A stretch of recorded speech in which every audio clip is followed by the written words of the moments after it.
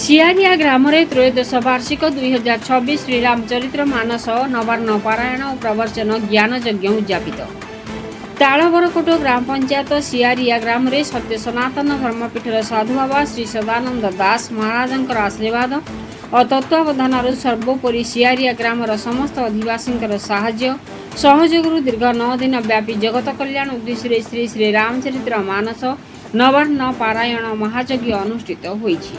प्रभु श्री रामचंद्र विश्वशांति पारायण रामायण पारायण और प्रवचन ज्ञान यज्ञ कार्यसूची अनुजाई अद्यावधि चालू रही। प्रत्येक संध्या 7 घटिका ठारू 23/4/2026 तारीख गुरुवार शेष दिन में श्रीराम का राज्याभिषेक और काकभूषण संवाद परिवेशन प्रवक्ता ब्रह्मचारी श्री सत्य चैतन्य महाराज नागेना आश्रम ढेंकानाल मानस कमल सभापति निखिल उत्कल प्रवक्ता प्रत्येक संध्या 6 घटिकार 7 घटिकार नाम संकीर्तन श्री श्री राधाकृष्ण जीव मंडली सियारिया द्वारा परिवेशन प्रत्येक संध्या 6 घटिकार 8 घटिका श्रीयुक्त भिकारी चरण नायक प्रधान शिक्षक भगवान विद्या मंदिर सियारिया और डॉक्टर पंचानन सुंदर पाणी शिक्षाविद यही प्रवचन प्रत्येक दिन संध्या 7टा ठारू आरंभ हो राति 10टा पर्यंत गाँ चौपाड़ी मंडप रे प्रवचक संत महाराज और मानस सेवक प्रवचन द्वारा रामचरित्र वाणी द्वारा रामायण प्रेमी मान प्रवचन माध्यम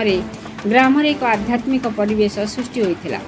समस्त विश्वास भाजन थिबा मुख्य पृष्ठपोषक बाबा श्री सदानंद दास महाराज पृष्ठपोषक एवं मायाधर खटुआ रविनारायण बिशोई वसंत कुमार साहू अरुणोदय राउल गणेश्वर दास अर्जुन कुमार राउत भाव दायित्व तुलाई सहित वेणुधर परिडा सुशांत कुमार साहू शत्रुघ्न पड़िया शत्रुघ्न राउत चक्रधर दास उद्धव राउत योगेन्द्र राउल प्रभाकर स्वाई अजय परिडा एवं समस्त ग्रामवासी पूर्ण सहयोग करने सह पूर्व वर्ष पर चलित वर्ष गत 15/4/2026 तारीख आरंभ हो श्री श्री रामचरित्र मानस सत्संग आज 23/4/2026 शेष दिन उद्यापित हो जाइए।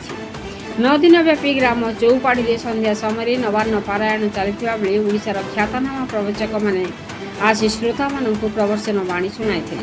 प्रत्येक दिन रीति नीति अनुसार पूजार्चना चली बेले आज शेष दिन में यथा विष्णु अनुजाई पूजार्चना होम यज्ञ कर पूर्णाहुति दिया। सकाळु संध्या श्रद्धालु भक्त मान समागम उत्सव मुखर हो उठिथिला गाँ परिवेश। राति 11:30 समय नवान्न प्रवर्तन कार्यक्रम संपूर्ण होता बेले श्रद्धालु भक्त मान जय श्रीराम हरिबोल हुलहुली गगन पवन प्रकम्पित होता परिवेश पर श्रद्धालु भक्त माने प्रसाद सेवन सह पूजक माने रीतिनीति अनुसार पूजार्चना होम यज्ञ सारी पूर्णाहुति दिया। ग्रामवासी सहयोग चलित वर्ष संपूर्ण होइछि नवान्न पारायण कार्यक्रम। प्रहलाद मुकेली रिपोर्ट मसिया न्यूज।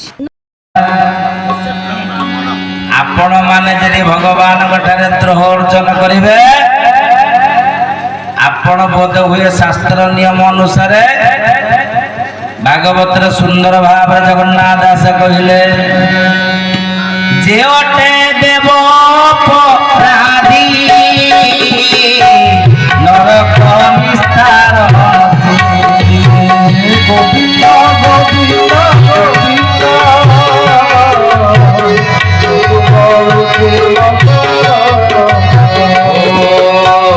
निगम वचन निंदई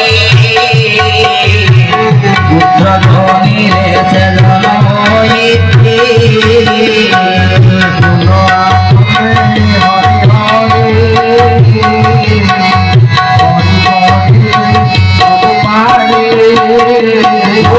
सच्चिदानंद भगवान की।